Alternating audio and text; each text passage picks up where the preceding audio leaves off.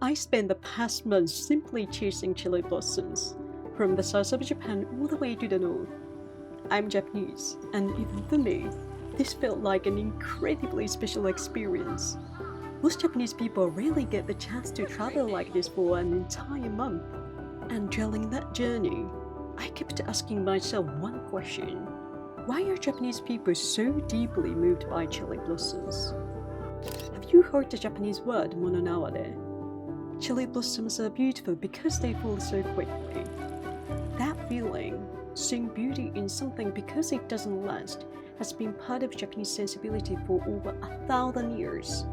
Today, I want to talk about that and what 32 days of chasing cherry blossoms actually taught me.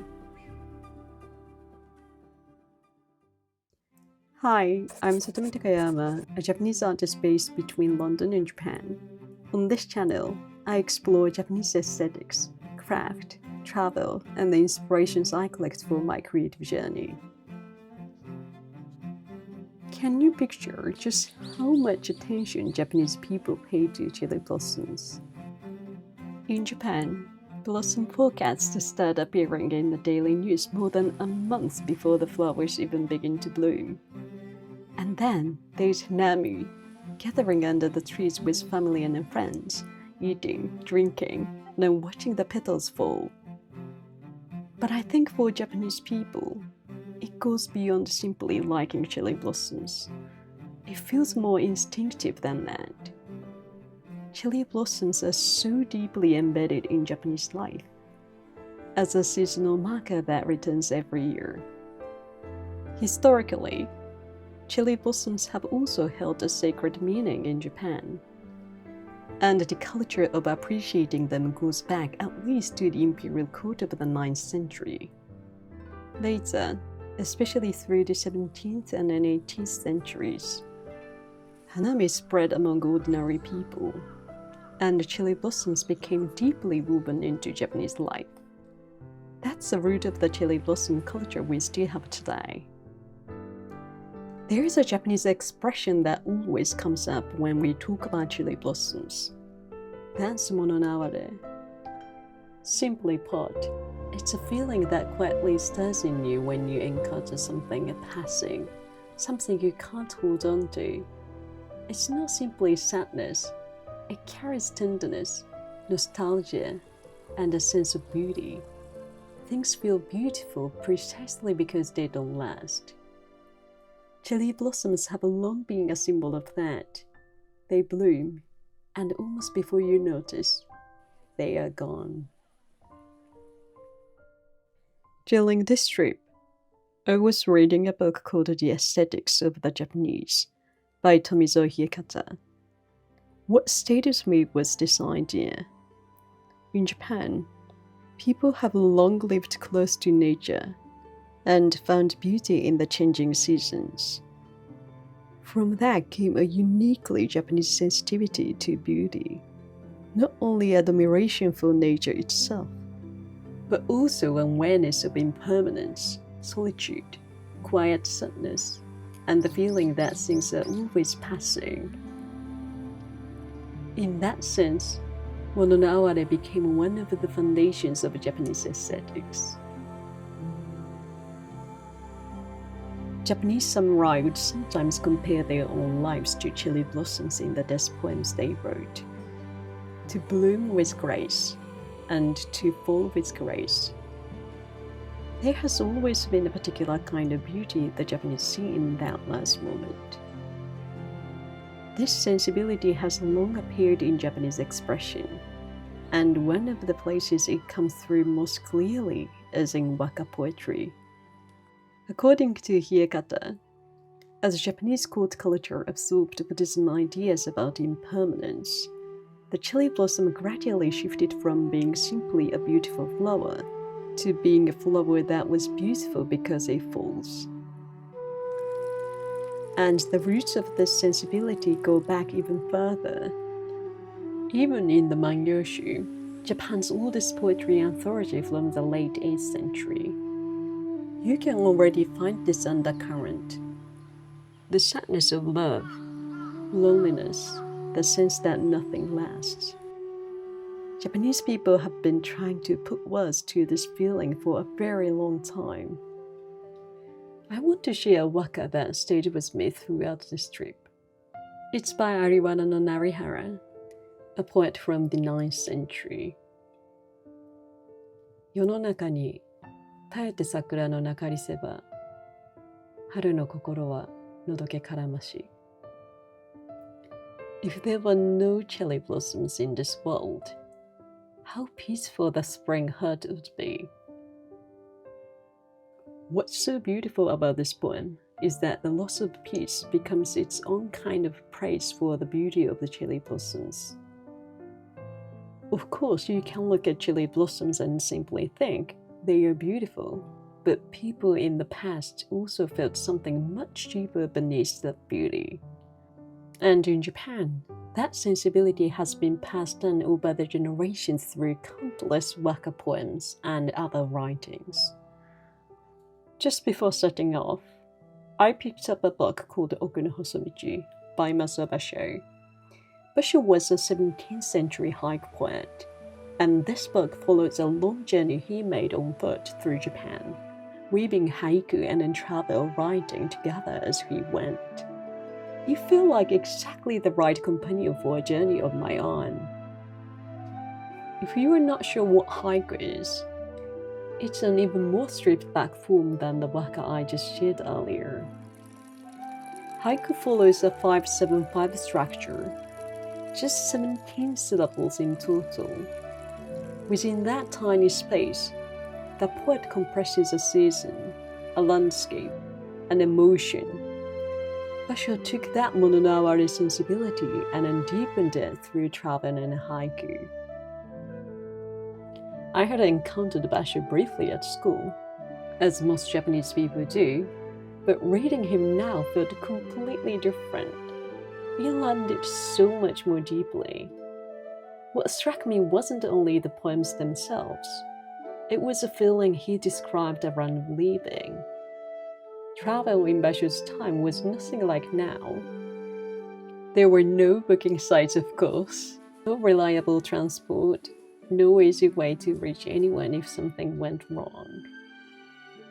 I've become so used to traveling easily, so reading his description of departure, especially the way he lingers in that moment, genuinely moved me. 行く春や鳥なき魚の目は涙。 As spring passes, the birds cry, and even the eyes of the fish fill with tears. This is a poem he wrote at the very beginning of his journey, layering the sadness of departure with the sadness of spring coming to an end. Because life has become so convenient, I think it hit me even more deeply. It made me realize that in gaining so much comfort and ease, we may also be losing some of the tension, sensitivity, and feeling that once found their way into literature. But the poet who really stayed with me was someone Basho himself was deeply inspired by. A 12th century poet who loved cherry blossoms intensely. His name was Saigyo. Before becoming a monk, he had been a samurai. At 23, he walked away from everything: his rank, his wife, his children, and entered religious life. He was so captivated by the cherry blossoms of Yoshino, a mountain area not far from Kyoto that I also visited on this trip, that he is said to have built a small hut there and spent time among them. Try to imagine what it would feel like to spend your days deep in the mountains, looking at those cherry blossoms every day. One of his most famous tanka about Yoshino gives you a sense of the answer. 願わくば花の下にて春しなんその如の望月の頃 I wish to die beneath the cherry blossoms in spring, around the full moon of February. That's when in the old calendar the Buddha is said to have passed away. and Saigyo reportedly died on the 16th of February, 1190, exactly as he had wished. Again, it's not just beauty.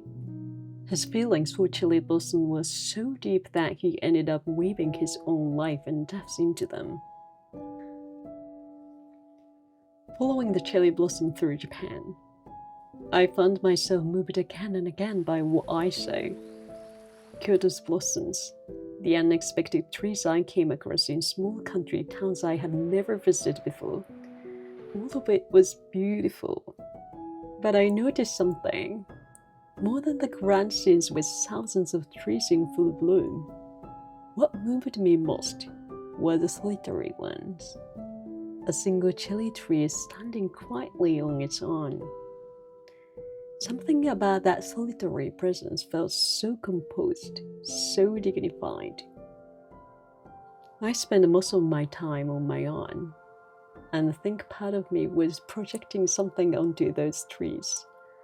A quiet wish to be able to stand like that, to be on your own, and still be beautiful. But the cherry blossom trip wasn't entirely as I had imagined. This year was warmer than usual, and the blossoms came early. By the time I was heading north in the later part of the trip, many of the trees I had been planning to see had already scattered. I kept thinking, just hold on a little longer, but the blossom didn't wait. I found some later blooming trees, but the scenes I had pictured in my head weren't quite what greeted me. I was more disappointed than I thought I would be. And I found myself thinking, cherry blossom can feel a little like being in love. You can't control them. You can't make them wait for you. I tried writing my own waka about it. 恋焦がれ、春の街行く花びらの待つこともなく雨に散りけり Like petals drifting through a town in spring, my feelings scattered into the rain before they could ever reach anyone.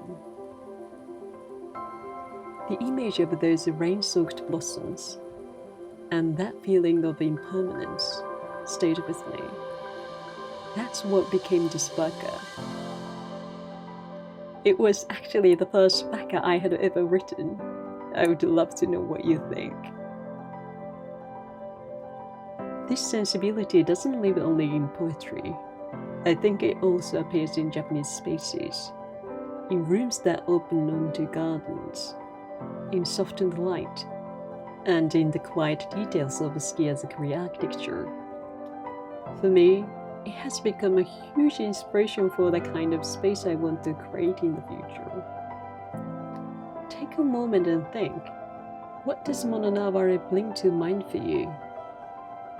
Maybe it's the way a sunset fades just as you are probably noticing it, or time spent with someone you love, that feeling of knowing, even in the middle of it, that it won't last forever. I think even just knowing this concept exists, having a name for it, makes you a little more attuned to the beauty that's already in your everyday life. It sharpens something in you. We are living in a time when things move incredibly fast and everything feels uncertain. That's exactly why I find myself wanting to pay more attention to this kind of quiet, delicate feeling. 32 days, 17 places. Chasing cherry blossoms across Japan. I came to feel very clearly that cherry blossoms aren't simply beautiful flowers. They are a symbol of something Japanese people have always been moved by. Reading those old poems while traveling, I felt humbled by how deeply those poets were able to feel, and by how beautifully they could express it. If your own culture has literature or tradition with something like Mononaware, I would genuinely love to hear about it in the comments. I hope this channel can be a place where we learn from each other, not just from me. During this trip, I was writing in my journal every day, and one day, I would love to bring these experiences together in some form. Not just the cherry blossom journey, but everything I'm experiencing in Japan right now. I'll share updates first through my newsletter where I write more deeply about Japanese aesthetics, my creative journey, and future private curations. I'll leave the link below if you'd like to follow this journey more closely. There was so much from this trip I couldn't fit into one video, so I will keep sharing what I found and built along the way. I'll see you in the next one. 本当にあっという間でしたね。毎日濃かったな。本当に日本をこうやって横断することは今だかつて、私の人生では初めてだったし、自分が行ったことのない場所っていうのがすごいたくさんあって、本当にありがたい時間だったなというふうに思ってます。ねえ、もうなんかありがたかったな。こんなありがたいことがあっていいのかなって思うぐらいありがたかったですね。今回、31日かけて回った場所で、そこで見た景色、そこで経験したこととか、もうすべてが私の、将来の何かしらのに役立つというか、多分ちょうどこの、自分が今30半ばで、ちょうど良かったんだと思うんですよね。こういう体験ができたっていうのが、うん、タイミングとしても絶妙だったので、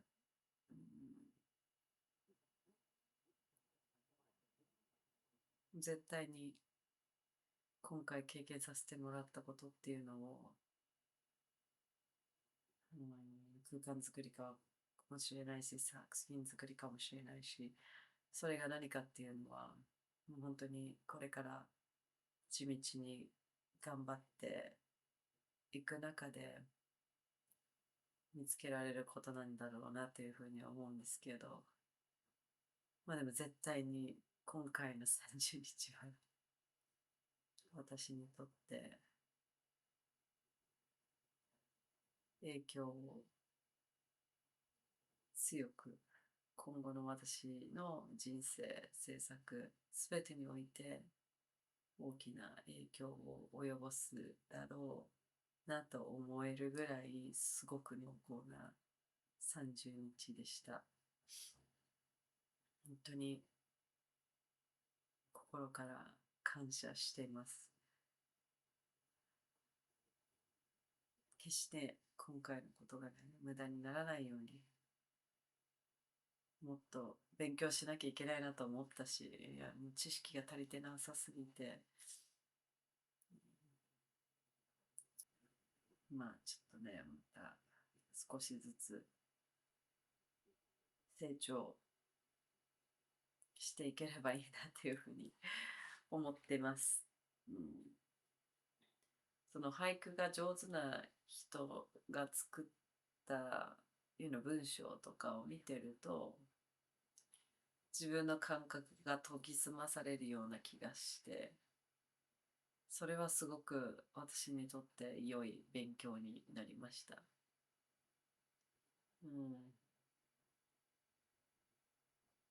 そういうふうな、アナログな体験とかからじゃないと、こう研ぎ澄まされないような感覚っていうのがたくさんあると思うし、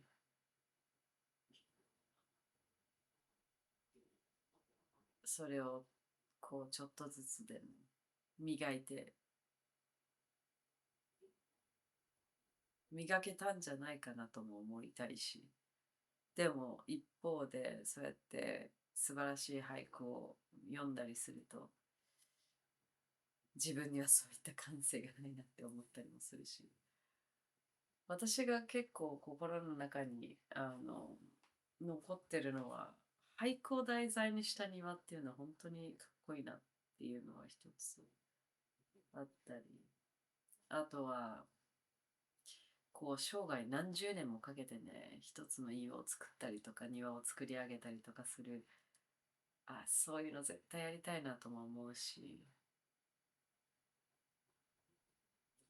うん、家はこういう細部までこだわりたいなとか、そういうのが見えたりとか、なんか本当にこの30日っていうのは自分の可能性というか、自分が見えなかった世界を本当に見せてくれたし、自分が気づかなかったようなドアみたいなものを開かれたというか、に気づかせてもらったような、